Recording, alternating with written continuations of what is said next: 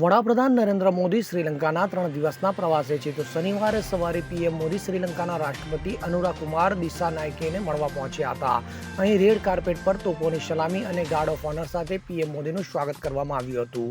તો થાઇલેન્ડની મુલાકાત બાદ તેઓ ગઈકાલ રાત્રે શ્રીલંકા પહોંચ્યા હતા. ત્યારે મુલાકાતના બીજા દિવસે પીએમ મોદી શ્રીલંકાના પ્રધાનમંત્રી હરિની અમરસુરિયાને પણ મળશે. મીડિયા રિપોર્ટ્સ અનુસાર શ્રીલંકાના રાષ્ટ્રપતિ સાથેની મુલાકાતમાં મોદી તમિલ સમુદાયને વધુ અધિકારો આપવાની માંગ ઉઠાવી શકે છે.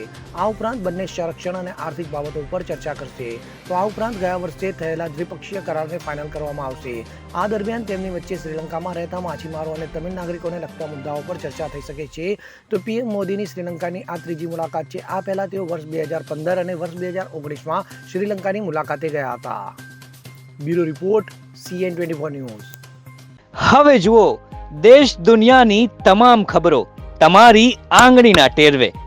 ઉઠાવો મોબાઈલ અને ગૂગલ પ્લે સ્ટોર પરથી ડાઉનલોડ કરો અમારી CN24 ન્યૂઝ મોબાઈલ એપ.